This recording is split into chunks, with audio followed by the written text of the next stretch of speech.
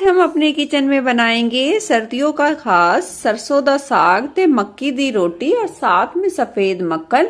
Punjabi traditional recipe जो मैंने बहुत ज्यादा आसान तरीके से बनाई है। तो चलिए बढ़ते हैं रेसिपी की तरफ। सबसे पहले हम सरसों का साग बनाकर तैयार करेंगे। यहाँ मैंने 3 पाव के करीब ली है सरसों के पत्ते। ये देखिए मैंने देसी वाली सरसों का इस्तेमाल किया है। देसी वाली सरसों के पत्ते थोड़े नरम होते हैं और इसके डंठल हैं वो थोड़े पतले होते हैं, बहुत ज्यादा नरम होते हैं। इसे तोरिए का साग भी कहते हैं। इससे सरसों का साग यानी कि जो तोरिए का साग बनके तैयार होगा वो बहुत ज्यादा टेस्टी बनके तैयार होगा। ये 3 पाव के करीब सरसों है जिसे मैंने अच्छे तरीके से साफ कर लिया है। इसका एक्स्ट्रा जो डंठल था उसे अच्छे तरीके से निकाल लिया है। इसके डंठल थोड़े पतले होते हैं तो ये साग में यूज हो जाएंगे, इसे ज्यादा नहीं निकालना पड़ता। और इधर साग के लिए साथ ही मैंने ले ली है 300 ग्राम के करीब पालक। पालक को भी अच्छे तरीके से साफ करके ले लिया है। और साग में यहाँ मैं बथुआ यूज करूंगी तो ये 300 ग्राम के करीब लिया है बथुआ, जिसे अच्छे तरीके से साफ कर लिया है। और साथ ही ले ली है 100 ग्राम के करीब मेथी। मेथी को भी अच्छे तरीके से साफ कर लिया है। अब इन सारी हरे पत्तेदार सब्जियों को पहले हम अच्छे तरीके से धो लेंगे।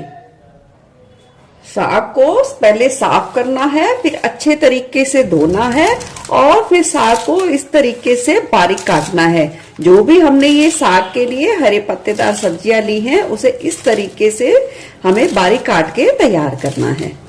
तो आपको इस बात का ध्यान रखना है। तो साग हमारा बहुत ही ज्यादा बढ़िया बनेगा, उसका टेक्सचर जो आएगा वो बहुत ही ज्यादा बढ़िया बनके तैयार होगा। तो चलिए पहले हम इस तरीके से सारे साग को काट लेते हैं। अब साग को काटने के बाद लिया है कुकर, डाल देंगे 1 छोटा कप के करीब पानी और डाल देंगे ये कटा हुआ साग। साग डालने के बाद अब हम इसमें डालेंगे स्वाद के अनुसार नमक। यहाँ मैं 1 छोटा चम्मच के करीब नमक का इस्तेमाल करूंगी। और अब यहाँ मैं काट कर डाल दूंगी इस तरीके से धनिया। धनिया को थोड़ा सा डंठल भी इस्तेमाल करेंगे और 1 मुट्ठी के करीब यहाँ मैंने हरे धनिये का इस्तेमाल किया है साग के लिए। अब कुकर का ढक्कन लगा देंगे और हाई फ्लेम पे साग में 1 सीटी आने के बाद गैस की फ्लेम को लो पर कर देंगे और 30 मिनट के लिए लो फ्लेम पे साग को पकने देंगे। यहाँ मैं सरसों का साग और मक्की की रोटी बनाकर तैयार करूंगी तो वो तो सफेद मक्खन के बिना बिल्कुल ही अधूरा है। तो मैंने सफेद मक्खन बनाने के लिए तवे को बहुत ही अच्छे तरीके से गर्म कर लिया है और गर्म करते ही गैस की फ्लेम को तुरंत ही बंद कर दिया है। अब बंद फ्लेम पे ही इस मलाई से भरे हुए डोंगे को हम 30 सेकंड, मात्र 30 सेकंड के लिए ही रख लेंगे। आपको मैं ऐसे टिप्स बताऊंगी कि सर्दियों में आप चुटकियों में ही आसानी से मक्खन बना पाएंगे घर पर। तवे पे 30 सेकंड रखने के बाद अब हम इसे डायरेक्ट ही डाल देंगे मिक्सी जार में। जितनी मिक्सी जार में आसानी से बन पाए उतनी आप डाल लें। अब आपको मिक्सी जार का ढक्कन लगाना है और 10 से 12 सेकंड के लिए चलाएंगे और फिर इस तरीके से चम्मच से आपको मलाई को चलाना है। इस तरीके से आपको 3 से 4 बार इस प्रोसेस को करना है और मात्र 1 से 2 मिनट में ही बिल्कुल मक्खन बनके तैयार हो जाएगा। चलिए मिक्सी में बहुत ही अच्छे तरीके से मक्खन बनाकर तैयार कर लिया है। अब हम इसे इस तरीके से हाथों से अच्छे तरीके से मथ लेंगे ताकि मलाई का जो दूध है वो अलग हो सके और मक्खन हमारा इकट्ठा हो सके। ये देखिए, देख सकते हैं मक्खन बिल्कुल ही इकट्ठा हो गया है और जो ये दूध था मलाई का वो भी बिल्कुल अलग हो गया है। अब इस दूध को अलग कर लेंगे और मक्खन को अलग। अब मक्खन को धोने के लिए हम लेंगे खूब सारा ठंडा ठंडा पानी। इस बात का आपको ध्यान रखना है, चाहे गर्मियां हो चाहे सर्दियां हो, जब भी आप मक्खन को धोएं तो इसे ठंडे पानी में धोएं। और इस तरीके से देखिए मत मत के आपको धोना है कम से कम 2 से 3 बार के लिए, ताकि जो मलाई का दूध है वो अच्छे तरीके से निकल जाए और इसमें कोई भी स्मेल या कोई भी खट्टापन ना आए। तो आपको इसे इस तरीके से धोना है। देख सकते हैं मक्खन कितना बढ़िया बनके तैयार हुआ है, देख सकते हैं। और ये बिल्कुल कितने भी दिन आप फ्रिज में रखें बिल्कुल भी खराब नहीं होगा और आप अपनी फैमिली और बच्चों के साथ इस सफेद हेल्दी मक्खन को एंजॉय कर सकते हैं। चलिए देख सकते हैं साग हमारा बहुत ही अच्छे तरीके से उबल गया है। अब हम साग को अच्छे तरीके से पहले घोटेंगे। साग को घोटने के लिए यहाँ मैंने 2 चम्मच के करीब मक्की का आटा लिया है। उसमें डाल देंगे आधा कप के करीब पानी और इसे अच्छे तरीके से फेंटेंगे ताकि मक्के के आटे में कोई भी गुठली ना रहे। इसे इसलिए डालेंगे ताकि साग के सारे फ्लेवर बहुत ही अच्छे तरीके से उभर कर आए, बहुत ही अच्छा साग का टेस्ट आए। ट्रेडिशनल तरीके से मक्की का आटा ही साग को घोटने के समय डाला जाता है। अब इस तैयार घोल को डाल देंगे साग में।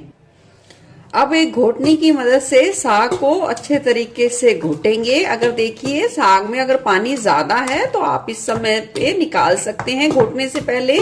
अगर लगता है कि कम है तो आप पानी को उबालकर साग में डाल सकते हैं। अब साग को अच्छे तरीके से घोटेंगे। इसे घोटने में 10 से 12 मिनट का समय लग जाएगा। साग को अच्छे तरीके से घोट लिया है। देख सकते हैं साग की कंसिस्टेंसी कुछ इस तरीके से है। नाम मात्र हल्का हल्का सा दरदरा सा रखा है, बहुत ज्यादा चटनी की तरह भी नहीं करना है। अब यहाँ डाल देंगे एक बड़ा टुकड़ा बिल्कुल बारीक किया हुआ कद्दूकस। 7 से 8 डाल दी है बिल्कुल बारीक की हुई लहसुन की कलियां और डाल दी है यहाँ 7 से 8 बिल्कुल बारीक कटी हुई हरी मिर्चें। सभी चीजों को अच्छे तरीके से डाल देंगे और साग को 1 से 2 मिनट के लिए घोटनी की मदद से अच्छे तरीके से थोड़ा और घोट लेंगे।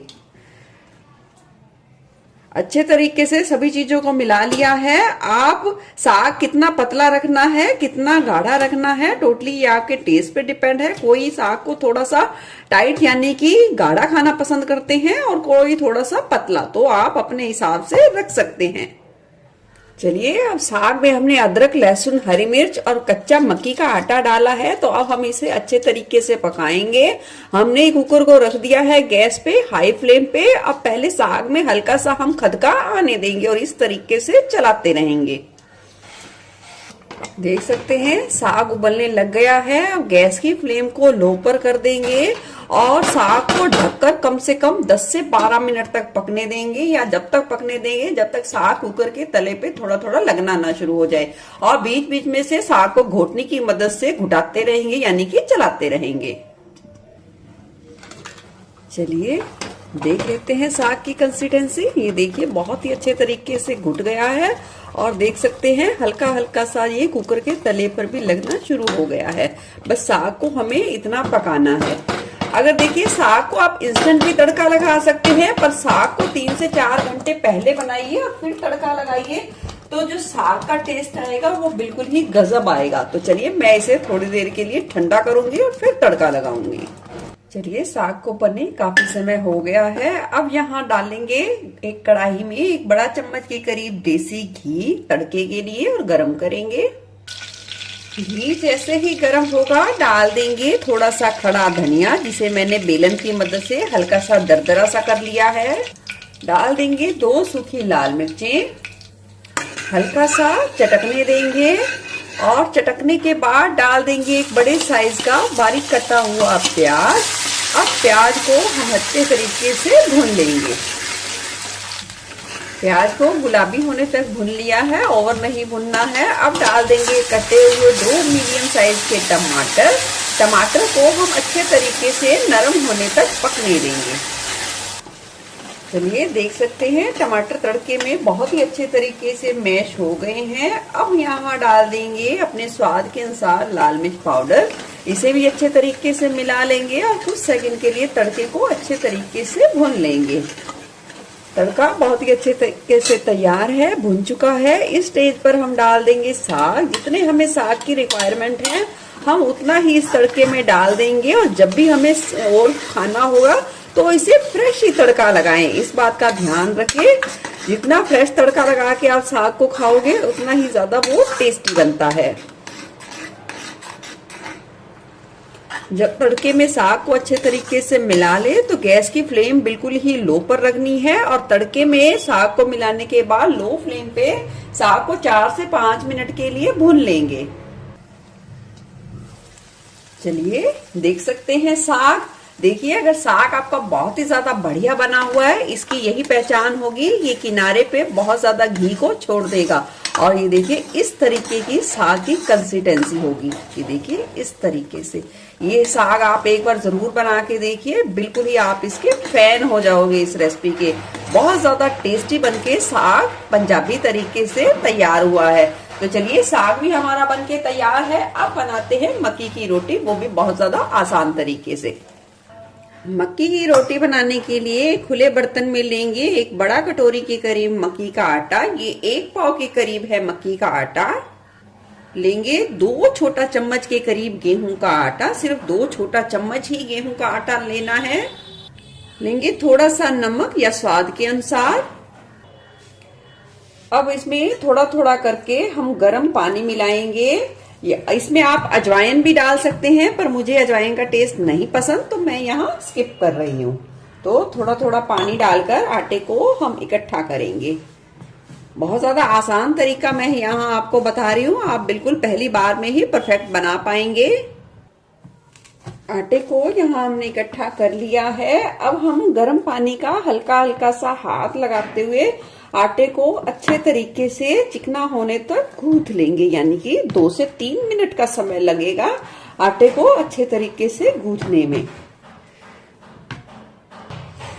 अच्छे तरीके से मुट्ठी का प्रेशर देते हुए आटे को गूंथ लिया है और आटा बिल्कुल ऐसे हो गया, बिल्कुल लाइट वेट जैसा, और बहुत ही अच्छे तरीके से गूंथ के तैयार कर लिया है। इस आटे को ज्यादा रेस्ट की जरूरत नहीं होती। आप चाहे तो 2-4 मिनट के लिए रख सकते हैं और आप चाहे तो इंस्टेंट भी बना सकते हैं। चलिए, तैयार आटे में से लेंगे थोड़ा सा पोर्शन और इस तरीके से लोई बनाएंगे। इसे हथेलियों के बीच में रखते हुए अच्छे प्रेशर देते हुए लोई को बनाना है, ताकि इसके किनारे जब बेले बहुत कम से कम फटे। देखिए, कुछ इस तरीके से। और यहाँ मैंने बेलने के लिए गेहूं का आटा ले लिया है, आप चाहें तो मक्की का आटा भी ले सकते हैं, और उसे इस तरीके से लपेट देंगे। अब इस तरीके से चकले पर रख के हल्के हाथ का दबाव देते हुए बेलन की मदद से बेल लेंगे। ये देखिए, बहुत ही आसानी से और बहुत ही कम सूखे आटे का इस्तेमाल करते हुए हमने कितने अच्छे तरीके से बेल लिया है। अब आप चाहें तो इस तरीके से इनके किनारों को थोड़ा सा समान यानी कि इवन कर सकते हैं, और आप चाहें तो ऐसे भी बना सकते हैं, और आप चाहें तो कटोरी की मदद से इसके जो किनारे हैं, जो दरदरे से हैं, उन्हें निकाल सकते हैं। ये देखिए, कुछ इस तरीके से। और अब आप इस कटोरी को उठाइए और ये देखिए, बिल्कुल अच्छे तरीके से रोटी बनके तैयार है। मक्की की रोटी को ना ज्यादा पतला बेला जाता है और ना ही ज्यादा मोटा, कुछ इस तरीके से बेल के तैयार किया जाता है। तो चलिए, अब रोटी को सेकने की बारी। उसके लिए तवे को मैंने बहुत ही अच्छे तरीके से गर्म कर लिया है, और जब पहली बार आप रोटी को सेके तो घी या तेल का इस्तेमाल तवे पर जरूर करें। अब हम डाल देंगे इसमें ये बेली हुई रोटी और सिकने देंगे। सिकने के बाद पलट देंगे और दूसरी तरफ भी सिकने देंगे। रोटी को थोड़ा सा सेकने के बाद इस तरीके से घी लगा देंगे। आप चाहें तो बिना घी के भी सेक सकते हैं, और जब आप सर्व करें तब घी या मक्खन का यूज कर सकते हैं। ये देखिए, रोटी हमारी थोड़ी सी फूल भी गई है। अब हम इसे अच्छे तरीके से जितनी खस्ता हमें चाहिए उस हिसाब से सेक लेंगे।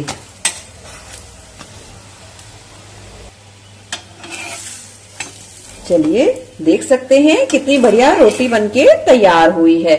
इसी तरीके से सारी रोटी बनाकर तैयार करेंगे। चलिए, लग गई पूरी थाली। गर्मा गर्म सरसों का साग, गर्मा गर्म मक्के वाली बिल्कुल नरम नरम रोटी। अब इस थाली को और ज्यादा स्वादिष्ट बनाने के लिए हमने बनाया है ये सफेद मक्खन, और थाली को कंप्लीट करेंगे ये मुठ मार के रखे हुए कच्चे प्याज के साथ, हरी मिर्च के साथ, और साथ ही गुड़ के साथ। आपको कैसी लगी ये थाली की रेसिपी जरूर बताना। फिर मिलूंगी ऐसे ही बढ़िया रेसिपी के साथ। Eat healthy and stay healthy. धन्यवाद।